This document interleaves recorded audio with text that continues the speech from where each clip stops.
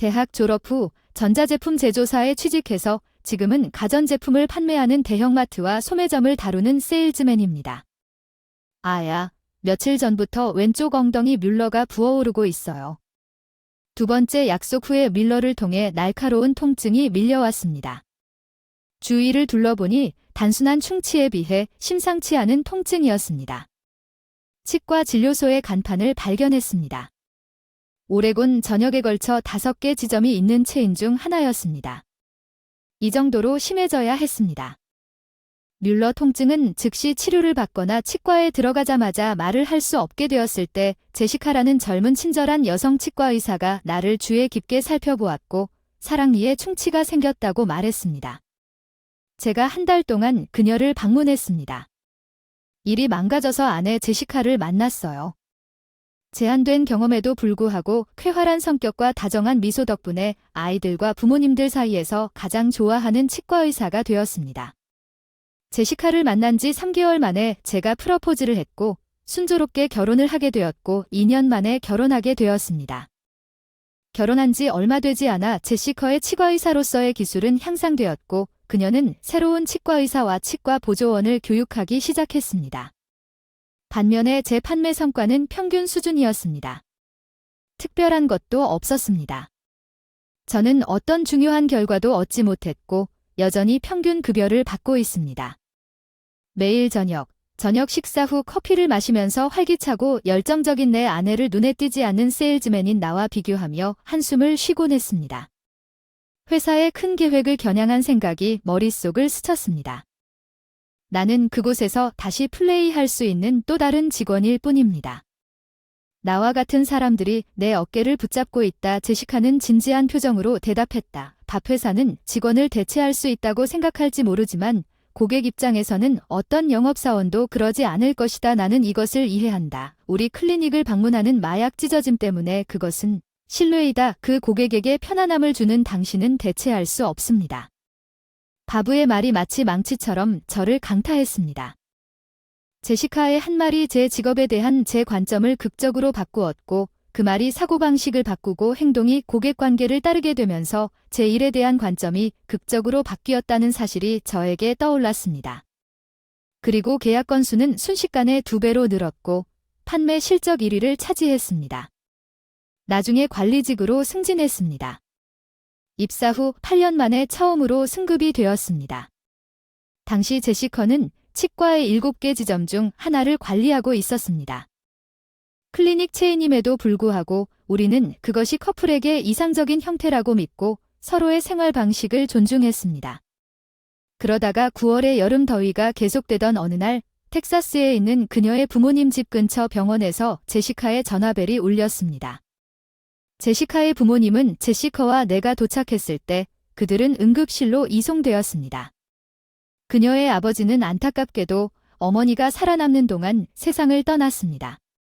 그녀는 아버지의 장례식과 추모식 이후 다리에 지속적인 부상을 입었습니다.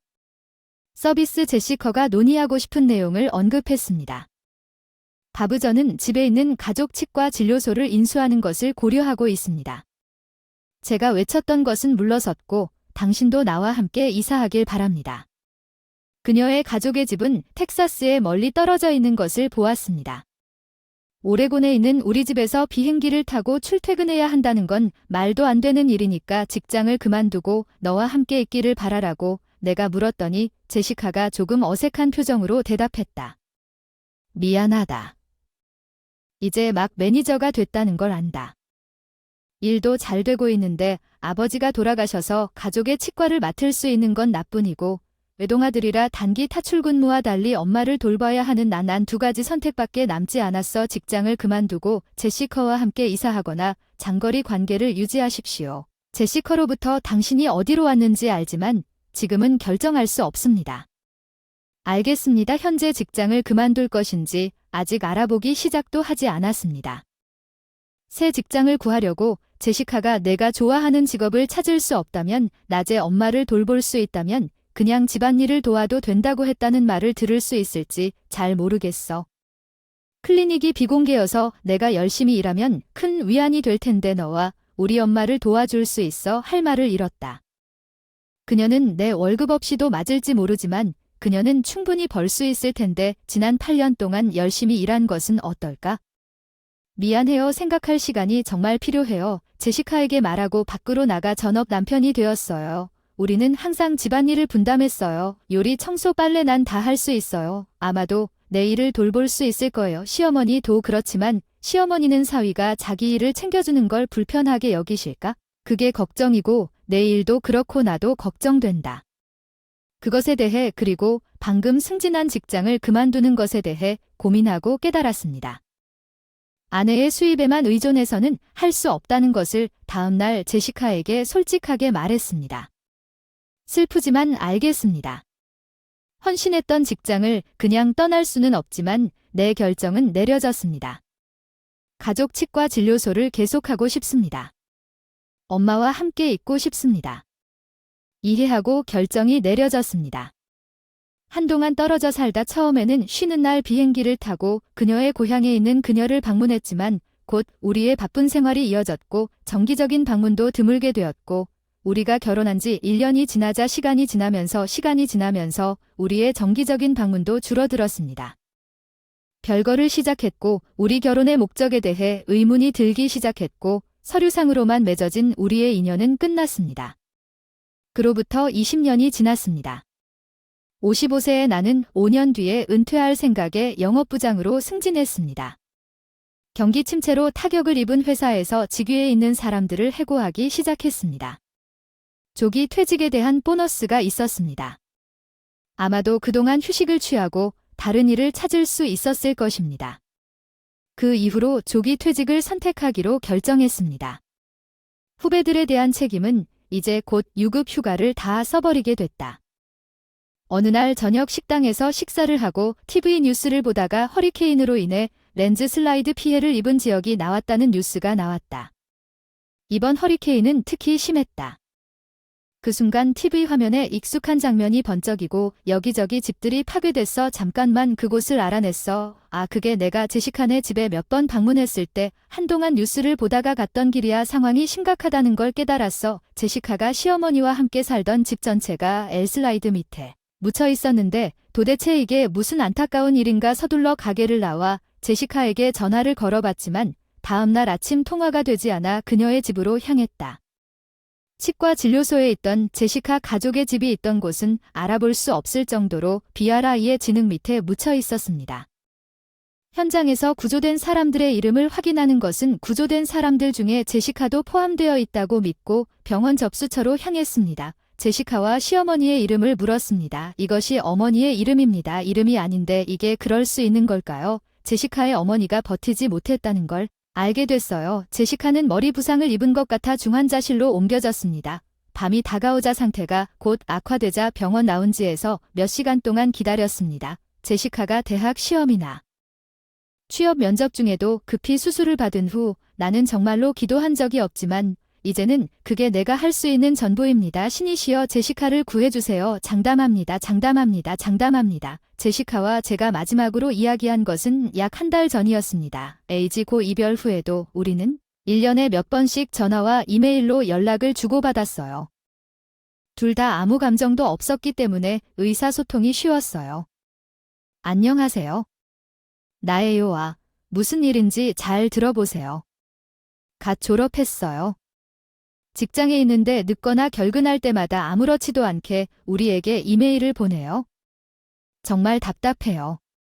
그녀는 내 불만을 들어주곤 했어요.